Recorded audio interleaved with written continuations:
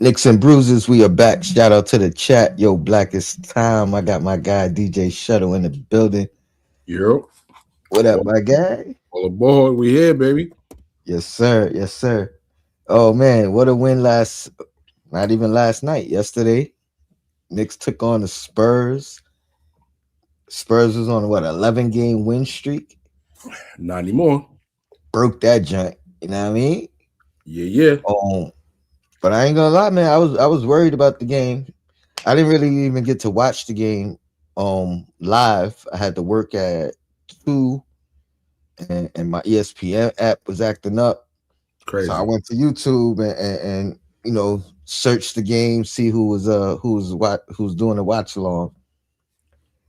And it was a bunch of Spurs podcasts that was up doing the doing the game breakdown. So I said, you know what, let me check out the Spurs perspective and how they talking about the game and all that. You know what I mean? So it was about three of them that I seen. One had like 750 in the chat. One had Mhm. like 350 in the chat. One had like 200 something in the chat. I'm like, oh, they lit. You know what I mean? So I, Listen, I was scrolling between the three of them. Spurs are contending for a chance to go to the Western Conference Finals, go to the NBA Finals, win a chip this year. So, um, they fans should be just as hype as the New York Knicks fans are right now. 100%. You got a guy like Wimby, you know what I mean, for sure. You know what I mean? It's gonna bring some guys out the woodwork. You know what I mean? Oh, let me go talk about this team. Let me go. You know what I mean? Start a podcast. Not saying these guys didn't exist beforehand. Maybe they did. I wasn't checking for them, but that was just a fun, interesting way for me to kind of get the details of the game in real time since I couldn't watch it initially. And let me tell you how they how the tides turned throughout the game. You know what I mean? The game started off. The Knicks was off to a slow start. I think it was like 11 or what was it? 18-7, something like that. Yeah, 20-7 to start the game. The Knicks did not look like they was gonna pull this one out. another, And another slow start. these guys was it. You know what I mean? They was referencing the cup game, and this is how it should have been. And let's keep the streak going, blah blah blah blah. But come halftime, Mhm. they quieted down a little bit. It wasn't that much more excitement about the game and this and that. That was just a funny start. But I did get to watch the game this morning in its entirety. So there are some things I do want to break down about it. Shout out to the chat. JJ in the chat said great win. And what was the other one you said? Here we go.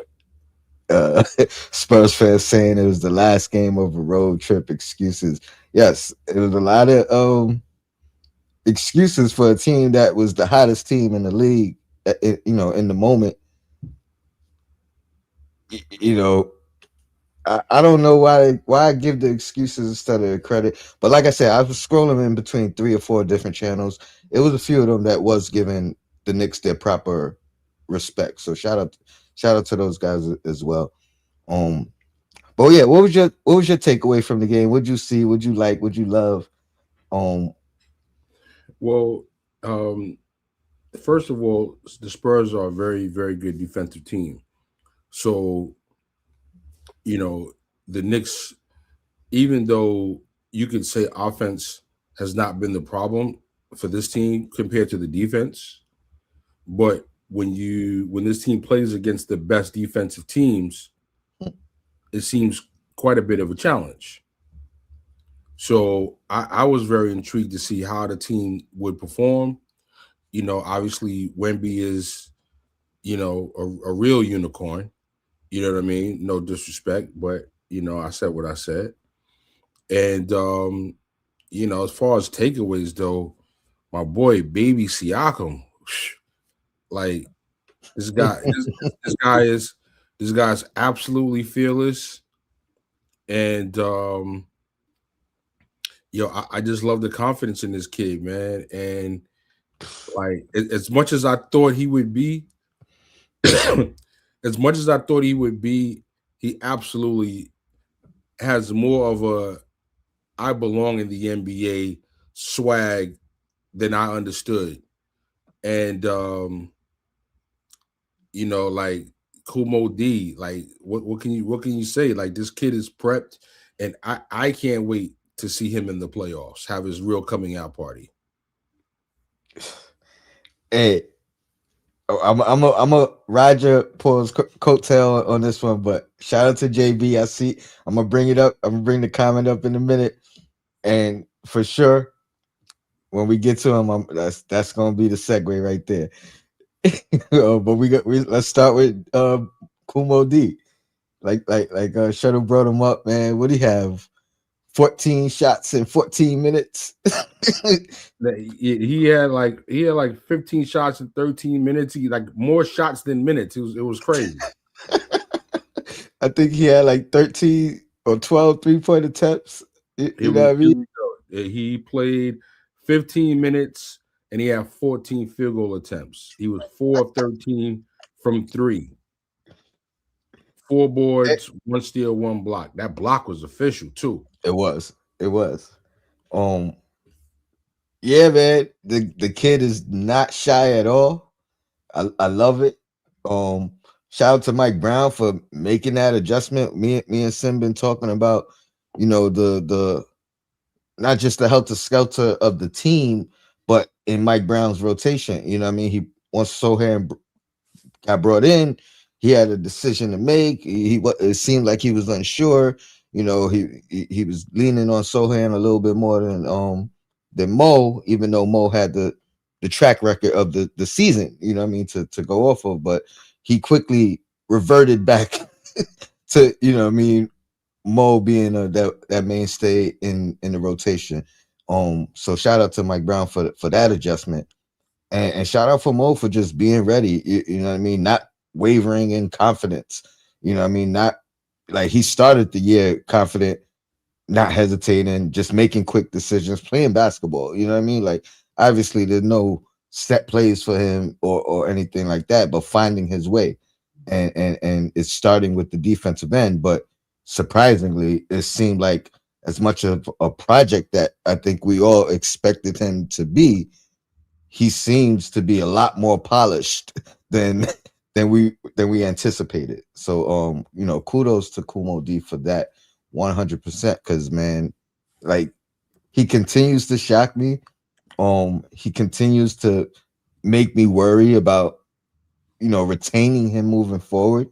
Um you guys tampered that a little bit, let me know he does have some type of restriction in his free agency, so that what I mean, that is good. But yeah, man, this guy seems to be with some maturation. Like he could really be a star in this league. It feels that way. You know what I mean? 19 years old. Let's not forget that. That's part of my Yeah. analysis of who he could become. Well, Is what he is now at his age. he turns 21 next month. Oh, 21, 20 years old. Okay, 21 next month. Um, but still, I mean, we've had young guys in this organization over the years, and we always used to lean on that. Oh, he's just 21. Oh, he's just 20. Oh, give him time. But a lot of those guys never really showed the type of promise that this guy shows. And at the position of need, with the measurements, you know what I mean, 6'9", 7 foot wingspan, all those things that you kind of crave and are commodities in this league. We got one on the back end that we could continue to mature and grow. So man, I can't say enough about him. But 14 shots in 15 minutes is crazy, and I That's love it. that's pretty confident. Landry Shamet did the post game and said, "Listen, I told the kid keep shooting, and when you got a guy who actually had the record for rookies, shooting 3 pointers in the game Mm. in least amount of minutes, he's telling you to shoot. I guess you're going to shoot it. He and, actually and, broke Shamet's record. Yeah, I was just about to I was just about to say that. I didn't know it was Shaman's record, but I was gonna say I think he broke that record in as far as most attempts in minimal minutes or whatever the record was. He broke it. You know what I mean? So and that's a league record, not a team record. You know what I mean? That's a Word. league NBA history record. Now, So real shout quick, out Tone, to him. real quick. Diawara, considered a draft and stash prospect. Plenty of developing to do before making his move stateside. Mm. However, the potential is evident. He doesn't possess elite height. He would immediately have one of the longest wingspans and standing reaches in the NBA. Like, them arms are crazy long. He puts strong effort and hustle on tape, crashing the offensive glass and moving without the ball to open spaces. His shot has yet to prove efficient results, but he's confident, especially in catch and shoot situations. Defensively, he has all the tools to be elite, but needs to focus on the fundamentals. Physical traits, jumper form, and defensive potential are similar to OG Ananobi, Jonathan Kaminga, Dorian Finney-Smith, and Koulibaly. However, his path to NBA minutes will likely go through the G League.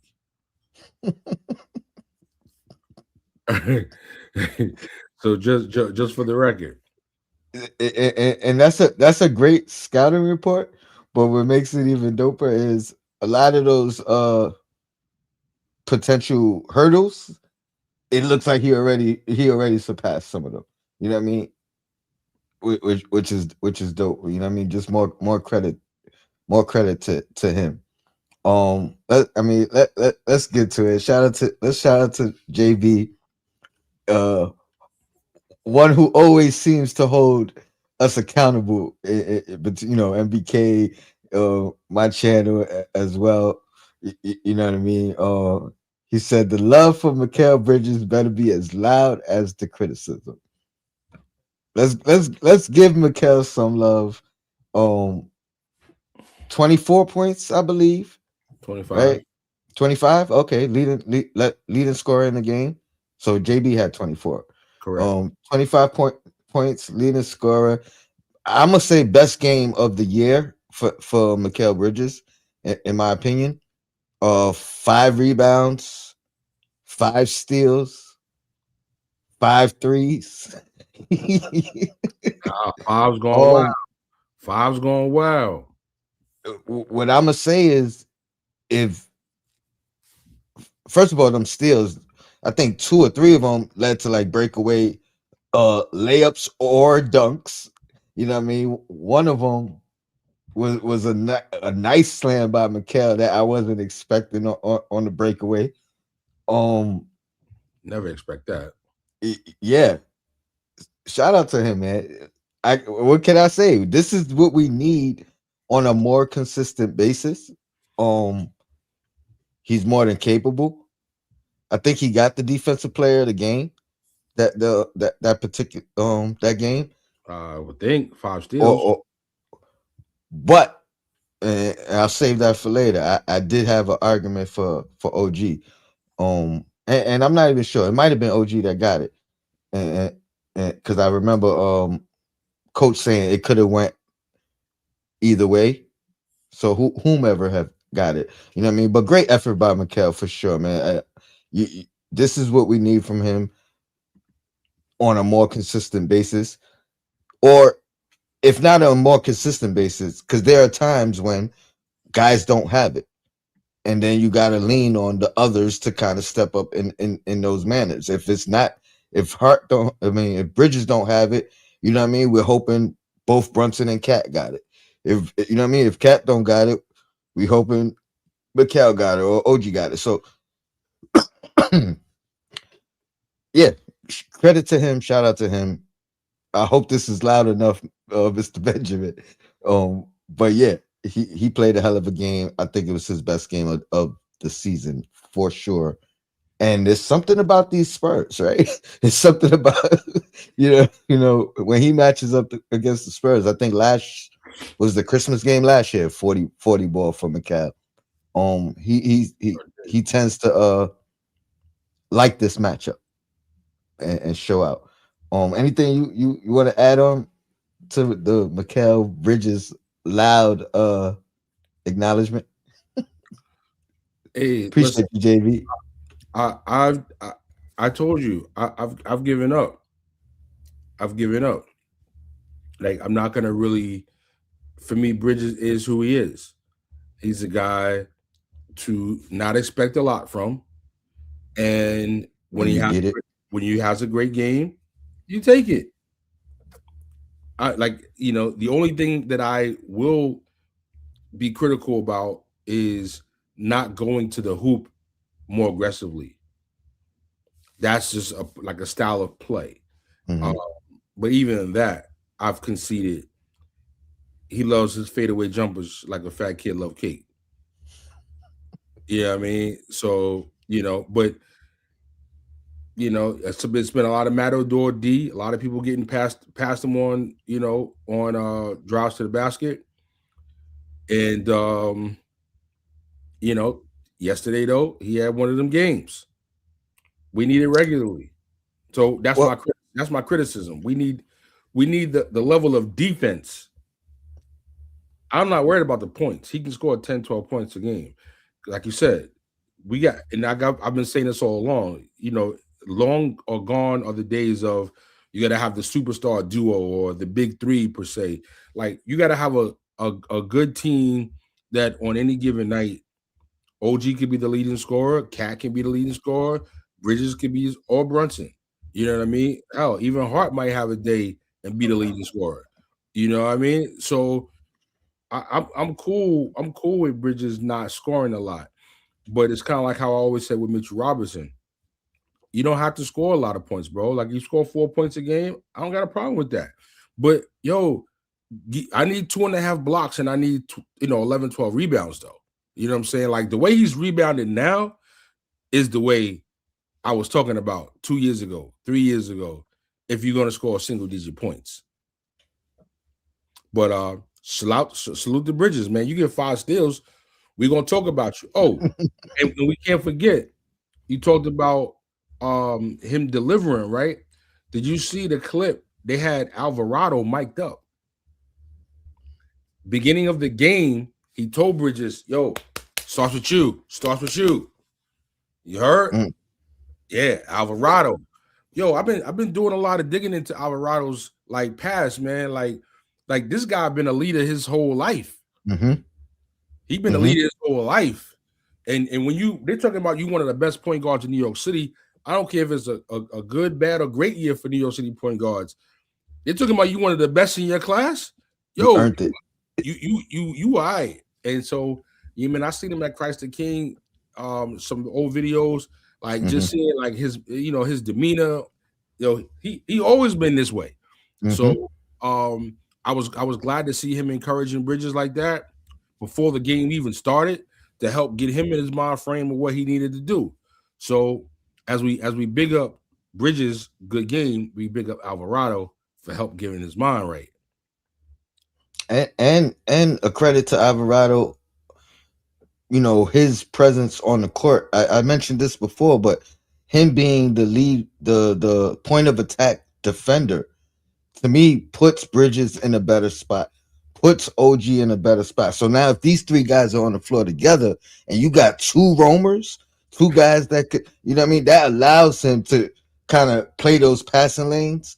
To me, where his defense is at its biggest strength is not necessarily the on ball, No, but it's when you playing the lanes, the passing lanes, and denying it's like and things of having that nature. Help defense. Tone. That's like having Ed Reed and Palomalu both.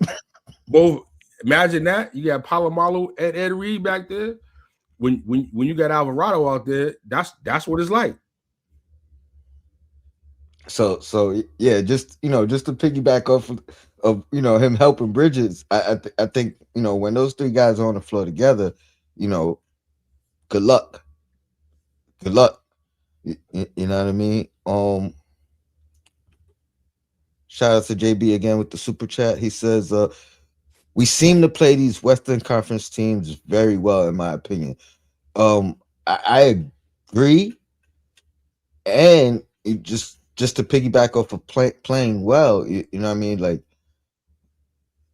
And shout out to you again, man, because you was one of those guys, you know what I mean, that kept saying, we being a little bit too hard on the team. Well, back to enjoy the ride and things of that nature.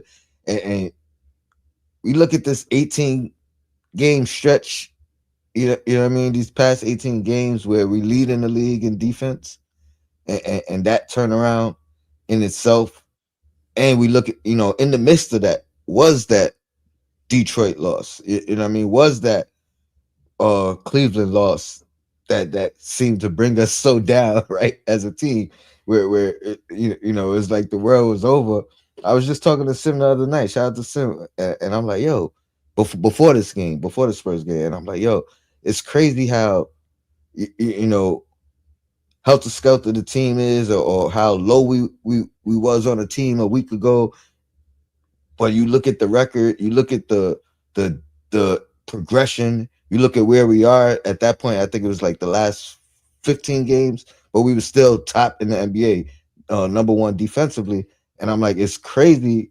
You know what I mean? It just gave me a sense of like get back to that enjoy the ride thing, because as low as it is when we get these big losses, it ain't over. You know what I mean? It's one game, but we got to look at the collective, right? We got to look at where we started and where we are. We got to look at where are we trending, up or down. And I ain't gonna lie, like this stretch right here, this is looking this is looking like one of the best stretches in the past couple of years. You know what I mean?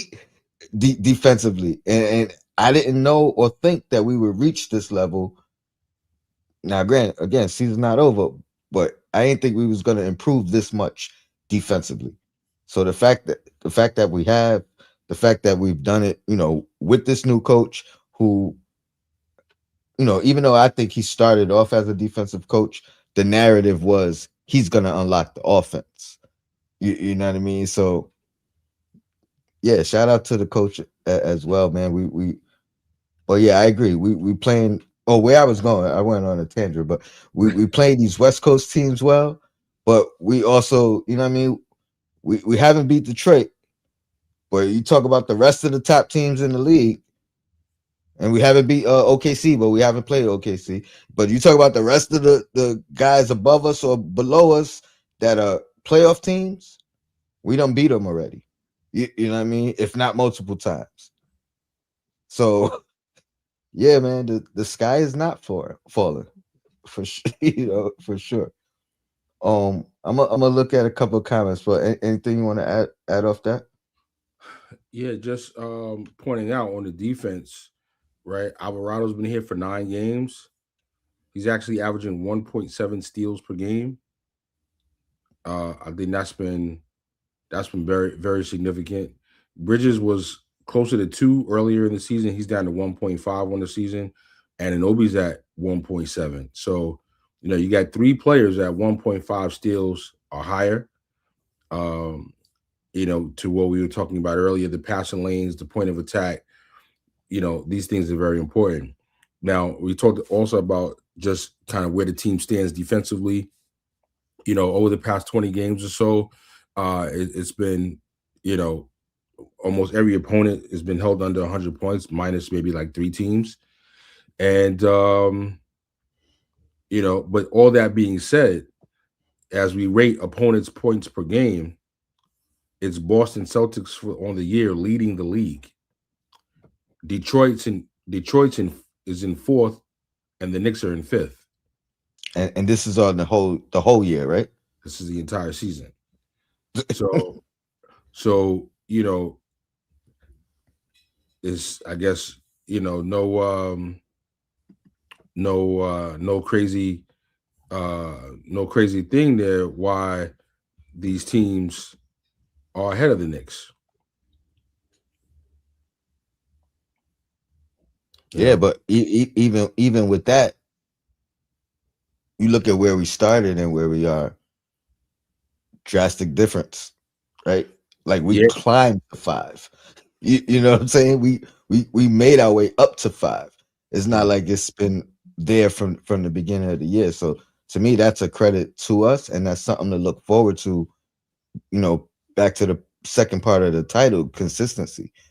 You know what I mean? If this defense, which I'm starting to believe is real, you know what I mean? I wasn't too sure in the beginning of this stretch, this 18 game stretch. First 5 games or so, I wasn't too sure. But now we're talking about another team kept under 100 points, Mm-hmm. 89 points for the Spurs. I think this might be like the 12th time this year that we've kept the opponent under 100 points, and it's And probably the 6th time on the stretch. while it matters, or big picture, it matters even more on a micro level with the Spurs because they're seventh in scoring in points per game. They average 118 points per game. And I think they were at 125 during their win streak. Right. So, so again, you know what I mean? Back to, call back to the beginning of the show. Like, I'm not trying to hear those excuses about the road trip and end of the road trip and all that. They was the hottest team in the league, hadn't lost a game in a month. So yeah, they was in New York for a couple of days. So what? They supposed to be focused on the tasks as we supposed to be focused on our tasks. And we were. Big fact. Um just to break down a little bit of this game, like I said, it started off, it wasn't looking very pretty. I think Brunson was scoreless, I think, in the first 9 attempts with Castle guarded him. Um, once Castle got out the game, Brunson went on a tear and kind of turned the tables on the game and never looked back. So it started with Brunson. I think that second quarter.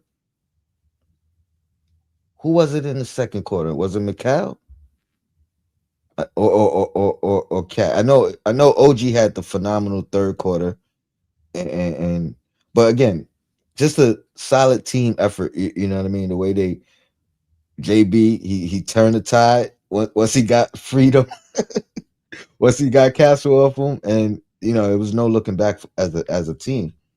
Um, and it wasn't Brunson's greatest game. You know what I mean? Especially the way it started. It was efficient though. 7 for 16, 7 assists. You It know, wasn't it wasn't Cat's greatest game either, right? Or was it 5 for 9 efficient? Like you saying with JB, but 14 rebounds, 5 offensive rebounds. I want to say 3 of them was in the fourth quarter. And the ending score is not an indication of the game, right? The Spurs continued to fight. Like I think they cut it to 6 a couple of times. right? You know what I mean? The fact that we end up winning by 25, it didn't look like that was going to be the end score. When it was Yeah. all said and done. For the So, last like 3-4 minutes of the game. yeah, yeah. So shout out to the Knicks, man. Like this was a great win. I'm not gonna go and say the best win of the season. I've said that quite a few times already, but this was a very impressive win. And the big word that I've seen floating around through Twitter and content creation and even text messages, again, shout out to Sim. You know what I mean? He texts me statement win. You know what I mean? And that's kind of what it felt like. Um, does this give you confidence that the Knicks have kind of found their way moving forward? Or are you looking at the Knicks like you looking at Bridges? Yo, it's funny you said that. That's the first thing that came to my mind. Yo, the team has been consistently inconsistent. So, you know, 14 wins, 4 losses, the defense shoring up. I'm probably at the 5 yard line with with confidence that this is the team. But you also have to keep in mind, you got rid of Yabusele. You're still determinant.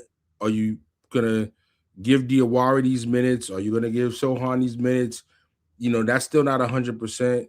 Diawara is still a rookie, and even though he looks promising and we love his game and what he's doing, you know, um, his minutes has been fluctuated. So being able to depend and rely on him on a game by game basis, we haven't been able to do yet because he hasn't been locked into that type of role. Alvarado's only been 9 games, um, but I'm happy for that. And he's clearly been a 2-time winner for the defensive player of the year of the game. It, twice out of only 9 games. Other people have played all season and maybe only won it once or twice. So, and yesterday, I mean, he only played 17 minutes. He got 5 assists. You understand what I'm saying? He finds guys in a way that Deuce and Brunson never could and never would. And I am happy for that. When you add his defensive ability, plus the ability to find guys and make shots, that is giving me a different level of confidence in this team that respectfully that I didn't have with Deuce as the backup point guard. Sorry. And I just hope that the team continues to give Alvarado his minutes, let Brunson get some rest. You know what I mean? Save him for clutch time, play them together when the matchups, aren't bad. And but yeah, bro, I'm at about the 5-yard line with saying this is who we are with a lot of new parts and still figuring out some of the lineup pieces. Hopefully it'll get all locked in over the next few weeks. Yeah. Well, to two of the points that you made, I do think Mike Brown has made the decision that Diawara is a mainstay. As far as the rotation and who do I play when over who. I think Mo has solidified himself, or Mike Brown has solidified his spot. However you want to look at it, I do think that is evident over the last 2 games. Just by that, you know what I mean. He started with when Sohan got here. He was either getting the minutes or splitting the minutes, and now you know what I mean. It looks like it is going to Mo, and deservingly so. So I think he earned it. And then to your point about Alvarado, I do think, like, even if it's not the crazy standout game, whatever his impact is, game in and game out, it's a lot. It's loud. You know what I mean? Like you could feel it. You could see the impact. Like you said, 5 assists this time. The 2 steals in the fourth quarter against Houston. Um, y- you know what I mean? The Five 4 steal game. threes. The Say that eight again. three game. I said The 8-3 game. the 2-5 steal game. The eight Five. three game. It's like So he's only been here for 9 games. He's only been here for 9 games. So it's quite the impact. I mean, I would say I don't want to toot my own horn, but I was saying they need to get Alvarado. you were, and I wasn't sold. I was not sold. It took 3 games for me to say, hey, I didn't know this much about the kid. You know what I mean? But like I said, the great part about that is the impact. Like whichever way it comes, you know what I mean. He impacts the game for the most part on a nightly basis. He might have had two stinkers in 9 games. Every other game, you could pinpoint how he impacted said game. So That's great. That's shout out great. to Ohe. He said, I like to retract my previous declaration of Sohan over Diawara for defense. Kumo D is that guy. He Yo, is him. Sohan at this point is incredible insurance. That's an like when you go for a championship, sometimes you got a guy or two like that. Where it's like on another team, he might be getting minutes. He might be doing something. But here, like, he's insurance, and it is what it is. We'll take it. We'll take it right now. Because at the end of the day, Diawara is still a rookie. Who knows when the bright lights of the playoffs come, what he's going to do? You know what I mean? And to have a guy with a few years in the league already, on standby, doesn't hurt. For sure. Nostalgic Nick said, I think Jose got a Nike deal already. Well, I'll tell you what, the slogan fits. You know what I mean? Just do it. Because he that's what he does. Um Again, I don't remember who got defensive player of the game, if it was Mikal or OG. Both either one would be deservingly so. But I was watching a podcast this morning where they talked about 18 possessions where OG guarded either Wimby, Fox, or Castle. Seven possessions was Wimby. He scored 0 points. I think four possessions were on Fox. He scored 2 points. And three possessions, right? 4, 5, 6, 7. Yeah, no, that would be 14. Well, I forget the number, but I know seven of them was on Wimby, 0 points. Castle scored 2 points, and Fox scored 2 points between the other two. Between the rest of possessions, out of 18 possessions, 4 points guarding those three guys. Um, Not bad. Goes to that strength of, you know what I mean, OG, the switchability, and then that impact. So OG Mikal was able to do his thing in his minutes, playing off ball and playing the passing lane and getting them breakaway steals, very similar to what OG does. You know what I mean? But yeah, OG's impact on whomever he guarded, whenever he guarded, was phenomenal. 4 points on those 18 possessions. That's not including the possessions where he guarded other guys. You know what I mean? So yeah, shout out to OG. This was definitely a wing stop game. You know what I mean? This is what we foreshadowed, or what we're looking for when we assembled this roster. Pardon me going back and forth. I'm just going through my notes because I had got a couple of stats and things that I just wanted to throw out there. Oh But yeah. what else you got for me, Shutter, while I look at my notes over here? Well, I mean, right now, we got Toronto coming up, and then OKC comes to town, and you had asked me about how do I feel about the team, and there was a comment about playing the West Coast teams, while OKC is not necessarily a West Coast team, but Western Conference team. Um, Ironically enough, right now I'm feeling more confident against the Western Conference top contenders than I am against the East top contenders. So, I mean, if you can get through the East and get to the finals, I probably feel more confident winning at the finals than I do getting to the finals. Mm, If mm, that makes sense. mm. So if we Detroit get there, Detroit scares me more than more O- than the West. more than OKC and more than the Spurs and the Nuggets and the Rockets, who are the top four teams from where I sit. And the Timberwolves. Throw them all out there. Yeah.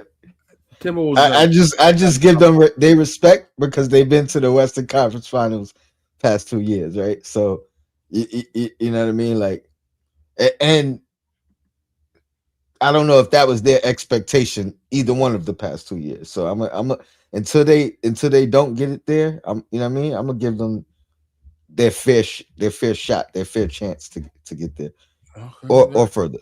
Well, yeah, listen, right now they're tied for third with the Rockets. Nuggets are a game right behind them. In a 4-5 game though against the Nuggets, I'm taking the Nuggets. That's fair. You wanna read the what you throw up in the private chat? As of early 2026, and this is going out to nostalgic Nick. He said, I think Jose got a Nike deal already. So what I found here says, as of early 2026, Jose Alvarado has returned to wearing Nike specifically, choosing Nike Book 2s, following the expiration of his previous deal with Peak in 2025. Peak is, I think, a Chinese brand.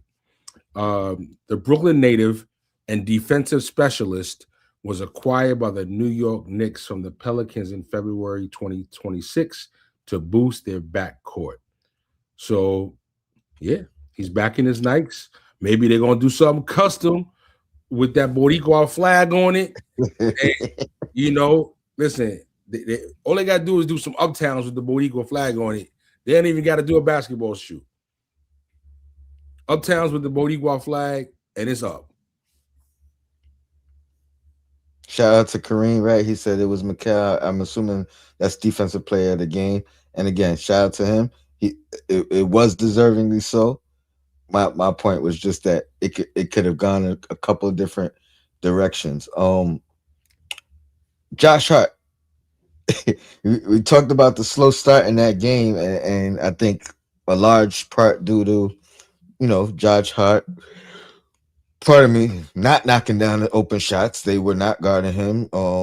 They had Wimby as his primary defender to start the game, and you know they allowed Wimby to roam because he wasn't gonna guard Josh Hart, and Josh Hart couldn't knock down shots early.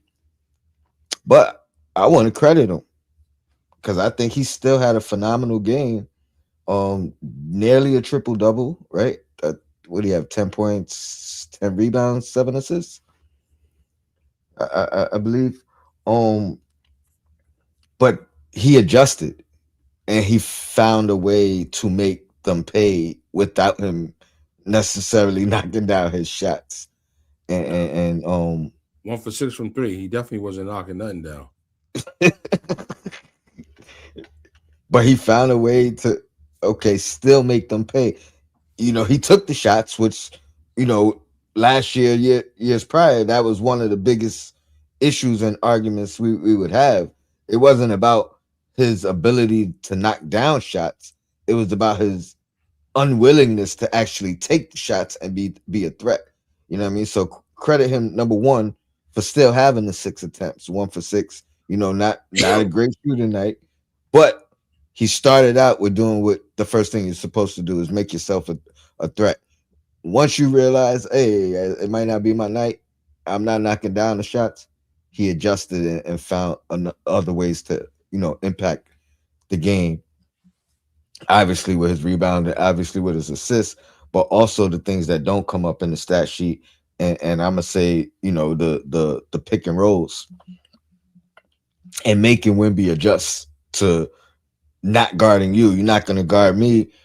Okay, I'm gonna make you switch and guard somebody else. I'm gonna make you have to come out and leave the paint and not not be able to utilize your size and deflecting and defending the rim. So whether it was Josh Hart in particular or Mike Brown, whoever made the adjustment, I think that was super crucial in the second half to us continuing to kind of keep the lead and hold on to this game. I know one thing: he could not shoot if he want to. Is one player on that bench who ain't lacking confidence that's going to come in there that will happily take some of your minutes And, and throw them up. to your point, because I you ain't saying name, but I know who you're talking about. They used the same strategy. His threes was wide open, which is probably why he. How many you said he took? 14. 12? 14 threes? Yeah. 14 out of 15 shots, 14 threes? Yeah.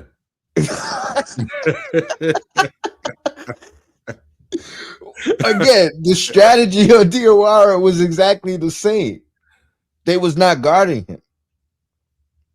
You know what I mean? Shout out to him, and shout out to Shamit, and shout out to the team for I'm encouraging sorry, I said him. 14. He took 14 field goals overall, and Okay, he shot 13 3-pointers. well, either 13 out of 14. That's Wicked. again, again. Yeah, But this is a rookie, and this is not Steph Curry. oh wow, that's shout out to that man, yo, and the team for encouraging him. I think I don't know if it was Shamit who said it or Mike Brown. I think it was Shamit, but he said, "Yo, if we pass you the ball, you the number one option." That was Shaman. You know what I mean? Like that's the kind of confidence you instill in your teammate, right? Like, yo, if we pass you the ball, you are the number one option. If the ball is in your hand, That's a great shoot that, mentality. make the decision, go. You know what I mean? But now it's your time to make that decision.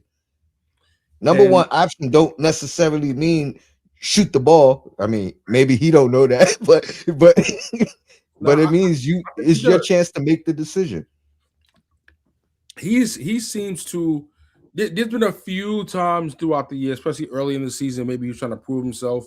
Maybe we just didn't realize how confident he was. Whatever. But I think right now he's at a place where he definitely gives it up quick. He doesn't hold on Mhm. to the ball. Either he shoots it, he Yeah, passes it, or he makes a drive to the basket. And 100%. there's no over dribbling. There's no holding it too long. I'm not sure what we figuring out. Nah, he like he sees the play a step before the play actually even happens. And Not like Jason Kidd level, yeah, but he knows what to do with the ball when he gets it and what he's gonna do. I mean, it's keep it simple, stupid, right? And to me, he makes quick enough decisions that it takes away from the mistakes that he could be making by holding and thinking and trying. You know what I mean? Like he doesn't give himself time to make a mistake because his decision making is quick. Shoot, dribble, pass. You know what I mean? Which one am I gonna do?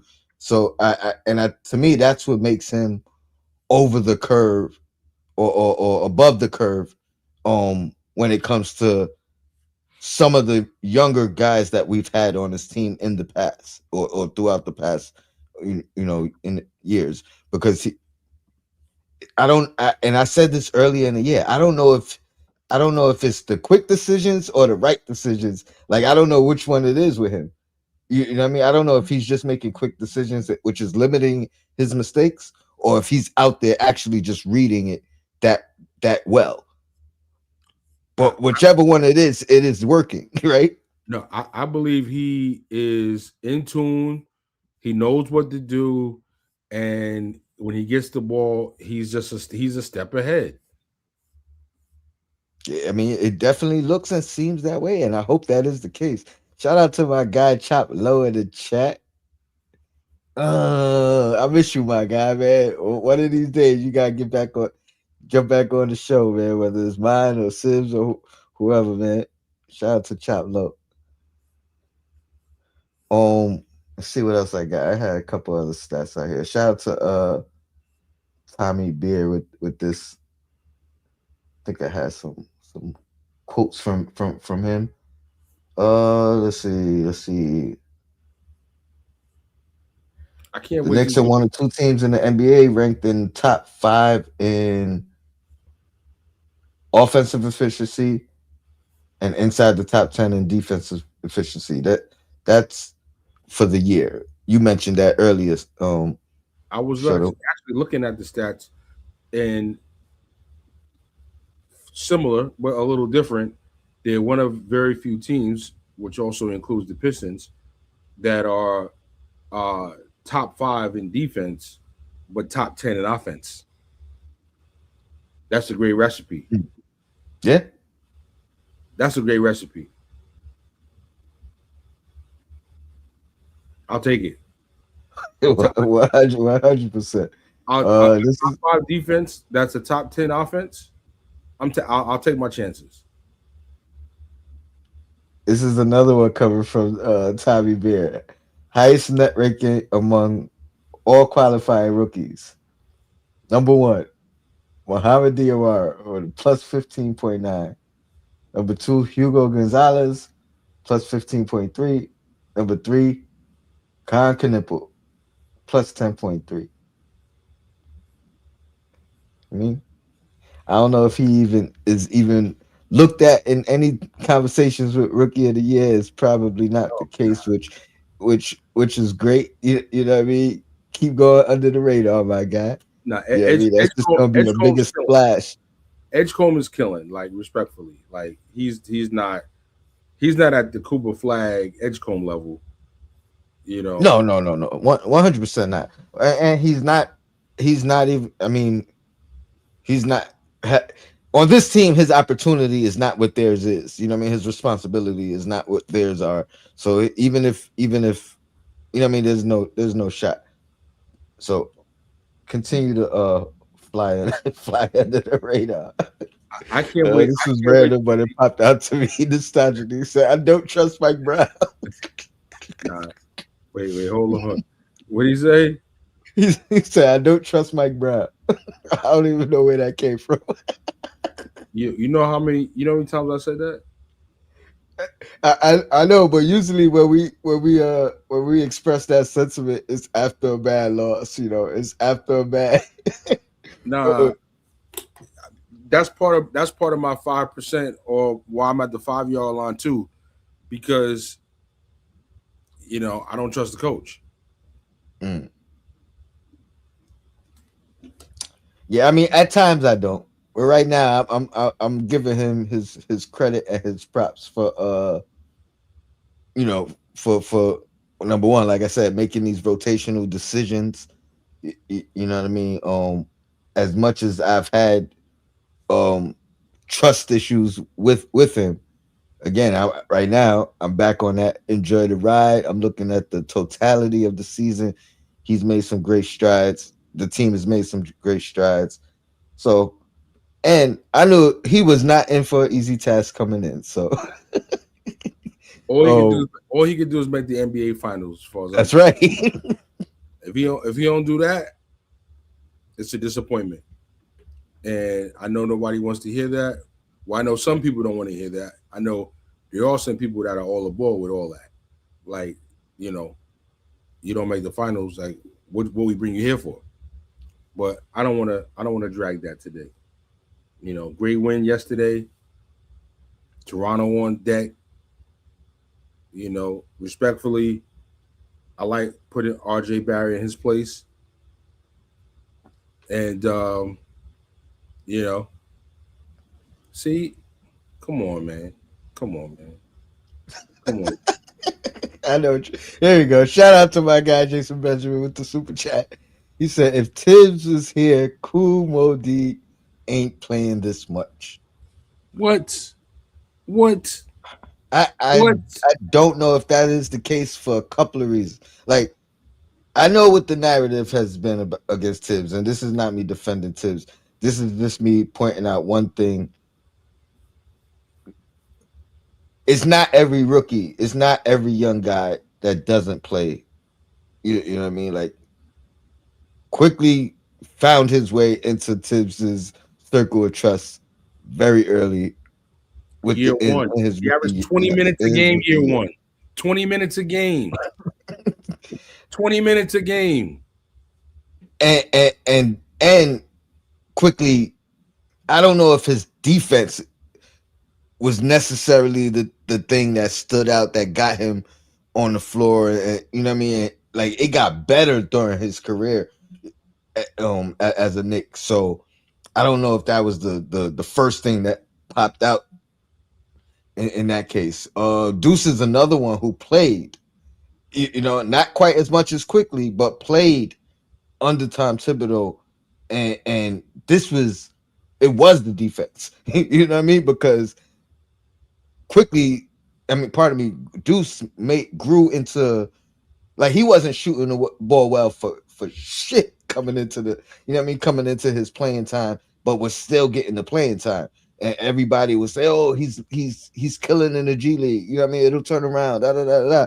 But Tibbs continued to play him based off his defensive attributes as a young guy. So I don't know. I can't sit here and say and making the shots in practice, which is what they said. They were like, he's not making them in the games, but he is making them in practice. So we feel confident to put him out there. so. That's my only argument or pushback into saying Diawara in particular wouldn't have played because he came into this year, you know what I mean, with shooting being a question mark, and he's been shooting the ball. I'm gonna say lights out, but you know, what I mean, he's been shooting the ball very well since he's been playing, which I think would have been the concern for Tibbs. And then defensively, I think he's been solid at that as well. So I can't sit here and say for sure that I agree with you. He just wasn't playing 3, 4 young guys at you know what I mean, like at a time. But if he found one, he'll play him. Nah, emphatically now cipher to that super chat because Diawara is a Tibbs type player. That See, Cam Reddish was not a Tibbs type player. Okay, do remember. Okay, wow, the name was escaping me. Light skin that got traded to Detroit Pistons in the trade for Bogdanov for light skin curly hair, uh 3-point shooter. Oh come on, I can't forget this guy's name already. you said traded to who? To the Pistons, and now he plays on To the Philly now. Pistons. The shooting guard. Wait, Grimes. Exactly. Grimes. My bad. My Nadeem. bad. Yeah. Thank you. This is Another one who played under Tibbs. I'm just so much in shock at this super chat that I'm having a brain freeze right now. Grimes got he was injured and still got minutes his rookie season, and then was named a starter. They kept DiVincenzo on the bench until he got outplayed. Quickly got minutes. You know who didn't get minutes? People that didn't play defense, like Obi Toppin, whose defense was super suspect, and he'd be lost and confused out there. The only way you could be a suspect defensive player is if you're the top tier offensive player. And when you got Julius Randle and then you got Brunson, there's no room for you to be. Now you got to be part of the help. You know what I'm saying? And Diawara is just that. He's a perfect complementary piece to a team. Like if this would have been the Allen Iverson 76ers, he would have been great on that team, just like he's great on this team because he fits right in. He hustles. He plays hard. He gets the ball. He pushes it. And he's very switchable. He can guard 3s, 4, and 5s. Like the idea that people are saying that Tibbs would not play him is crazy. It's crazy because he's actually a defensive player. It's the players that couldn't play defense and that wouldn't put effort that rode the bench. I don't know what y'all watching. I'm like, Jason Benjamin, I appreciate you. I'm laughing because I blame you for this. You brought up Tom Thibodeau. This was not the talking discussion. And Sean Richardson got a bat signal and said, hold up. they talking about Tibbs? He said Grimes only played because of injuries to the team. And they said Tom Thibodeau his ass. Even Cam Reddish. Didn't Cam Reddish get a shot? He wasn't a rookie drafted here, but he was still a very young player. Didn't Cam Reddish get a shot? Was he? Who was more? Who was more? Listen, here's a question. Their argument is they're gonna say he was forced to play Reddish, which could be true. You know what I mean? Like if that's the argument, but he still played. He still played. So here's the question, Sean. Here's the question, Sean Richardson. Who was more? Who was more ass? Tom Thibodeau or Cam Reddish? Okay, in the chat, y'all let me know who was more ass, Thibodeau or Reddish. All I know is Reddish went to the Lakers and he averaged about -2 minutes a game. He went to Portland. They was hyped to get rid of Hart. They was hyped to get Reddish, and they was hyped to get rid of him as soon as they had him for a little bit. Oh, hold up. Sean Richardson said both. And then Jason Benjamin, Nah, he said IQ and RJ had to play at the time. I agree with RJ. I agree with RJ because of draft positioning. You know what I mean? I agree that he had to play. I don't know if I don't know if he had to start. You know what I mean? But even if your argument is he had to start, he had to play, he had to start. I would fathom. I can't think of the word. Anyway, emphatic. I emphatically disagree. Thank you. Pardon me. Uh, with IQ, you know what I mean? I think IQ played his way, earned his way into that circle of trust. You know what I mean? But we can agree to disagree on that particular part. I stand creed. I stand creed. It's still love here. Shara just said they both was as don't need to be in the NBA. Well, no, I only brought it. I mean, I only talked about tips because my guy JB brought it up. You know what I mean? Right now, I'm supporting the coach we have. You know what I mean? But when it comes up, you know what I mean, I'm gonna give my true opinion. But I think to your point, Shuttle, I do think Mo Diawara is a Tibbs type player, and he plays the guys that he wants and he believes in. And I think Mo would have fit that bill in particular. Um, Prototype. Kolick, maybe not. You know what I mean? Will we have seen as much as Kolick as we did throughout the year? Maybe not. If it wasn't by necessity, you know what I mean. Which again, that was my knock on Tibbs. A lot of guys didn't get the full opportunity until it was out of necessity, like you guys are mentioning, based off of who got hurt and who didn't. But once you get in that circle of trust, you was in there, and it was hard to get out. You got every opportunity before he went back and deferred to someone else. We saw that with Grimes.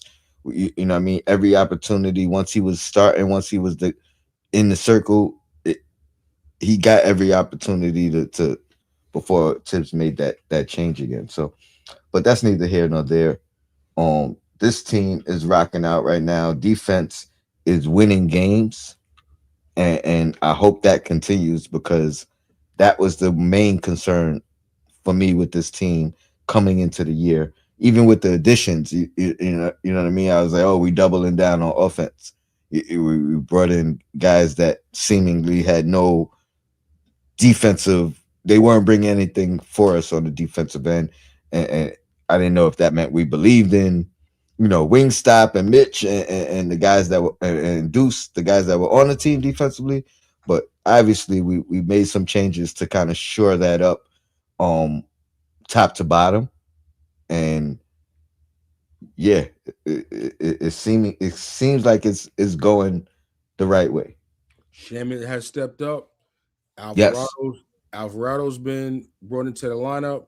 Sohan is insurance. Yabusele's been placed with the rookie Diawara. And come on, fam. Like, really, I gotta disagree with that too. yes. Jack Shamit got average like every opportunity once he made it back to the team from the soldier surgery. He had every opportunity down the stretch of the regular season before the Tibbs playoffs. was like, hey, you don't got it. You haven't rehabbed yet. You haven't recovered yet. Like the shot hasn't come back to form.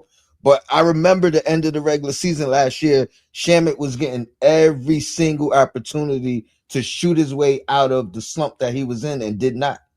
Now, if you're talking about the playoffs, maybe he waited a little bit long, too long to kind of give him that next shot.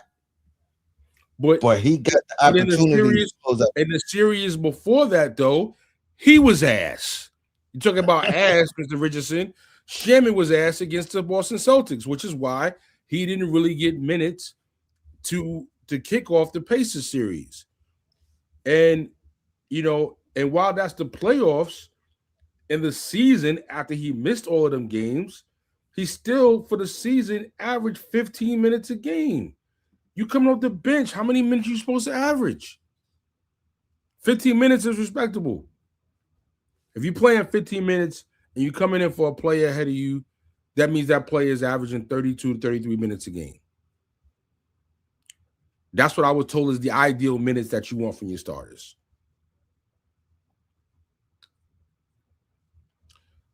He played decent against Detroit. He played terrible against the Celtics. When it was time to play against the Pacers, then they said, "Ah, yo, you gotta relax," and that's how I it mean, goes. pardon me, Chop Low. He said Tony Shutter. Why Brunson plays the whole first quarter every game? Um, every coach has their rotation and they, rotation strategy. He references a minutes chart. So I mean that's coach's decision. Um, that's just the way he you know what I mean he goes with it. 30 seconds, Stone. I'm gonna do a screen share for 30 seconds Yeah, go ahead, take it up, take because over. I don't want people to say Sean Richardson know what he's talking about when he don't. Uh, 24-25, 50 games, 15 minutes a game. Landry Shamet, there he is. 50 games, minutes, 15.2 minutes per game.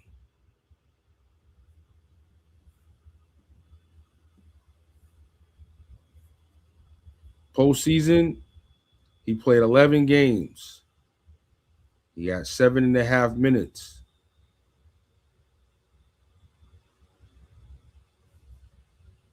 I'm not gonna go through the trouble of breaking down each game. No,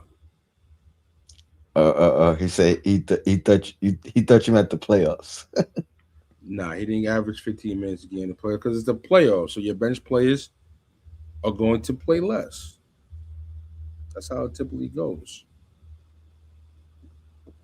um, we're gonna have to close out in a few minutes. Shout out to Roman the Chosen. He said Kohler gets 20 pounds and he could start on some teams.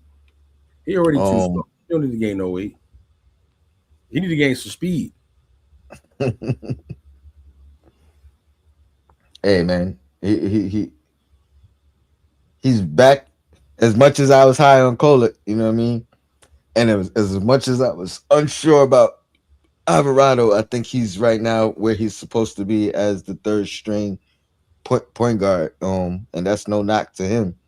That's more of a credit to Alvarado and surprisingly his impact. Shout out to my guys, still Nick fan. I know they gonna be on in about 2 hours. Salute to you guys, John and Ron and John and Jose in on the ones and twos. Salute. Yeah, yeah. Um,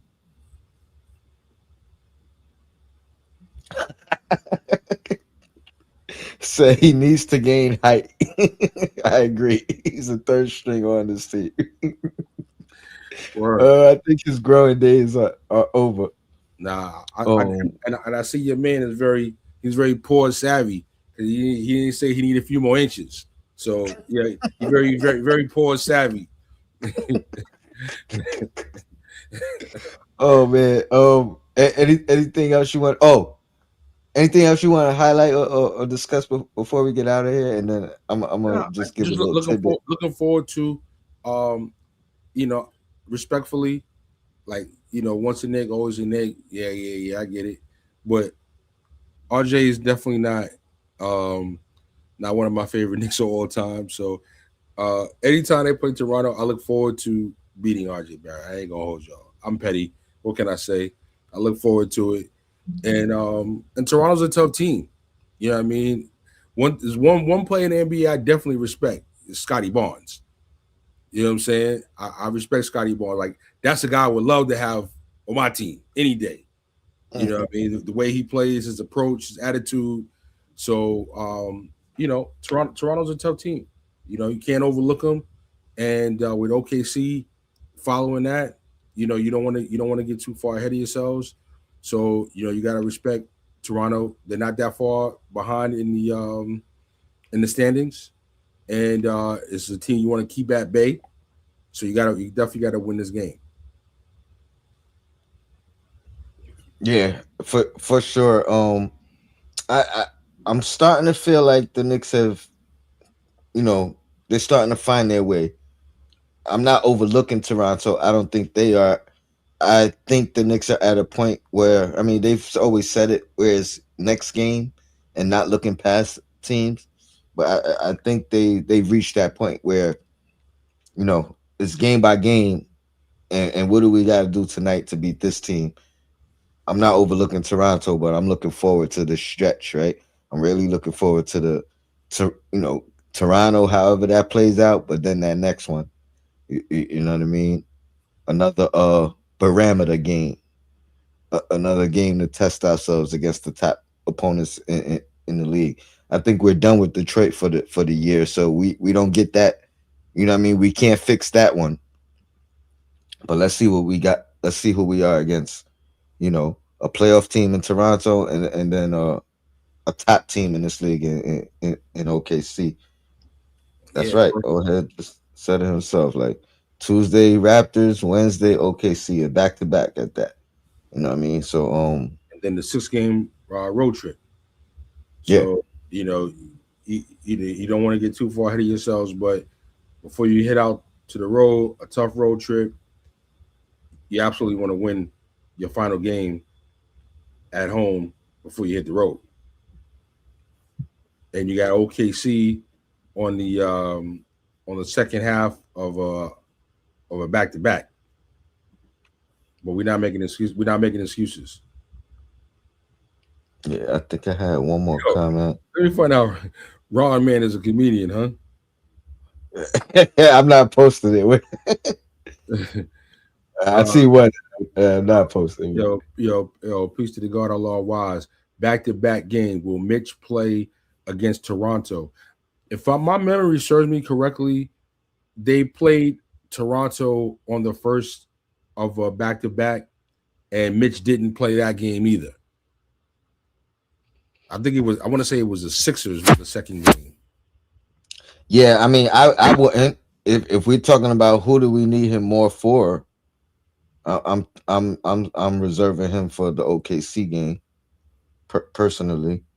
Um, Yeah, that would seem to be the play. But yeah, I mean, so that's just it. We're not gonna see Mitch play a back to back once the entire season. Like this is uncharted waters here. But hey, listen, I ain't even gonna say um, I ain't even gonna say it. So he's had a good season. So I'm not gonna question it right now. It is what it is. JB, he said, "What a time to be a Knicks fan, though, for sure." He said the '99 team is my personal favorite team, but this team, this team, I'm gonna say is exciting. This time has excited, but hey, Yo, yo, yo, this is exciting team. Um, yo. but Good luck to you reading that. the That 90. was crazy. That was Hey, I crazy. think I paraphrased it pretty well. Yeah, You know what I so mean? did he. Oh, Mitch versus next week, well, oh, look out for Friday. Um, me either doing like a little short video, or um putting something in the post as a post for my upcoming show for next week. I'm just waiting on a confirmation, but I got a special guests that I'm trying to line up. Once I get the confirmation, I'll make the announcement, and hopefully you guys tune in. But I need you guys to respond to my post or my actual short video with some questions that you guys may have lined up for the guests, or you know anything you guys want to ask about it, or ask him directly.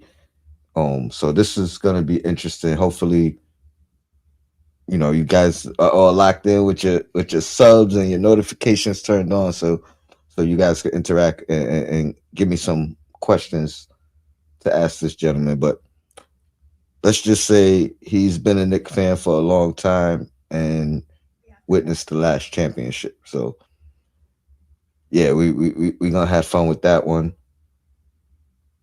And I might get another show in this weekend, but beforehand. So just check just check it out. Like my guy said, smash the like button, subscribe, put the notifications on, all the good stuff you do to show love. But just showing up is enough love for me, man. So I appreciate you guys. Shuttle, man, I appreciate you as always. Anything you want to plug you got going up? Um, at DJ Shuttle NYC on all the social media platforms. Stay in tune with everything I got going. Um, I I got Gina Thompson coming out to the day party in Long Island, March 28th. That's way out there in Patchogue. If you're in Long Island, if you're from Brooklyn, you uptown, it might be too far unless you're trying to book a hotel. You know what I mean? But March 28th, Gina Thompson coming live to Long Island and Patchogue, Long Island, Suffolk County. We deep out there.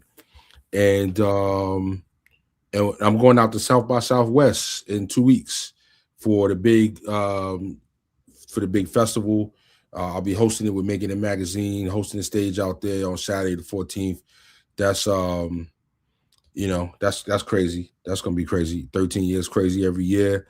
And yeah, man, I'm just excited to see this next couple of weeks, man, finish up the season strong. Clearly it won't be the number one seed that I was looking forward to this year. But I'll take a division crown and I'll take an NBA Finals appearance still the same. So I'm One hundred locked in. percent. And that NBA championship. Don't sell it short. Gotta get that chip too. We gotta get to the finals first. I feel you. Yeah, you gotta Uh, be in it to win it. You gotta be in it to win it. I do have a trip coming up next month. I'm going to the Knicks Atlanta game in Atlanta. Mm, So anybody out there, baby you, New you, York. you know, Talking about baby New but York. Baby New York. eh, and I All of the might do Knicks. Shout to all the I Knicks might do a mob. little Hold on, series. Tony. Hold on. Shout to all of the Knicks mob out at the games, making noise, letting it be known. MVP chants. Let's go All over the Knicks chants country. all over. I'm talking about in Washington, in Atlanta, in Charlotte, in Portland, in Philly. Yo, Knicks mob is officially out here, kid. And West Coast and all. it's out here. I can't wait. Yeah, I'm definitely, you know what I mean? I told my family when we went to Charlotte, I was like, yo, they like, you wearing all your Knicks stuff? I'm like, yeah, it's gonna be another Knicks home game anyway. You know, you know what I mean? So I feel the same way about Atlanta. This is another home game too. You know what I mean? I'm working on, or I'm thinking about doing a little series, whether it's like Knicks fits or Knicks strip or something, where what I mean, I got a couple of Don't outfits give it that all I'm trying to don't give it put all away. together. But Don't give it all away. you know what I mean. Let me know what y'all think about that as well, man. But That's yeah. tough. Anybody out there in Atlanta, you know what I mean? If y'all trying to do a little link up, you know what I mean, a little post game, whatever. Let's chop it up, whether it's in the chat or you could yo black is time at gmail.com. You know what I mean? Hit me up there and you know what I mean? Let's see if we can work it out. I think it's the 4th of next month. You saw they had T.I. perform.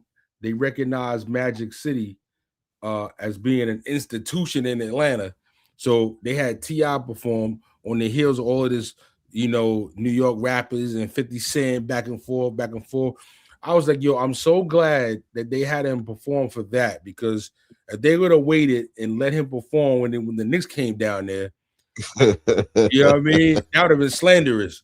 but they wasn't savvy enough to keep that in their pocket. But I that's mean, that's that's I don't know if that would have been that wise anyway. I know he'd be home, but nah. it'd Nick be fans too would have many been Knicks there, fans and they would have in been the booing him. And they'd have been yeah. booing him. So so I don't know if that would have been wise. And yeah, this whole 50 Ti Harris family, the front stoop will be back soon. Send out on vacation right now, you know. But we gonna get to that on the front stoop for sure. You know what I mean? This is crazy though. This is crazy. But I hope y'all enjoyed it, man. Shout out to the chat. Until next time, your blackest time. Appreciate y'all, man. Shut up. Appreciate you.